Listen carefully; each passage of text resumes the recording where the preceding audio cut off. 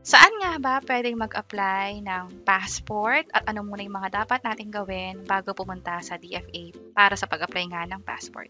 By the way, kung first time mo sa channel na to and gusto mo pa ng mga online tutorial videos katulad nito, please click the subscribe button. Ito yung confirmation na pwede ko nang bayaran yung in-apply kong passport online. So, anong ibig sabihin nun? Sa pag-apply ng passport, hindi ka pwedeng dumiretso sa DFA. Instead, mag-apply ka muna online.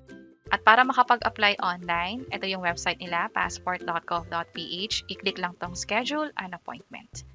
I-check lang to, mamili kung start individual appointment, ibig sabihin para sa isang tao lang, or kung group appointment, more than 2, ito yung pipiliin. Click ko tong individual appointment at pwede nang mag-fill out ng form after nito.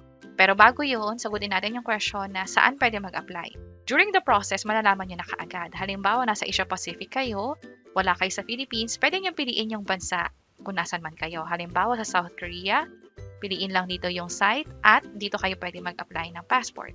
Kung nasa Europe naman, piliin lang din yung bansa. Ganun din, makikita nyo na yung details dito. Maging sa ibang region, katulad ng sa North America, halimbawa sa Canada, piliin nyo lang din dito. Check natin yung iba. Ito siya. And then, kapag nakapili na ng site, i-check lang to at i-click itong next. Pipiliin ng schedule, halimbawa ito. Kapag green, ibig sabihin may available pang slots, katulad nito. Check ko lang to I'm not a robot, click ko tong next, at mag-fill out na ng form. Ito yung form na kakailanganin sa pag-apply sa passport. Hindi ka kasi bibigyan ng form doon sa mismong site. Instead, online lang talaga to ginagawa. At kung mapapansin ninyo, kailangan mag-schedule ahead. By appointment to, hindi pwedeng walk-in. So, yun yung dapat nating malaman kapag mag-apply ng passport.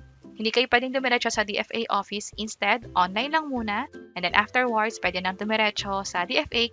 Yun ay kung may confirmation na at nabayaran nyo na rin yung sa passport. Pwedeng online, pwedeng sa Bayad Center.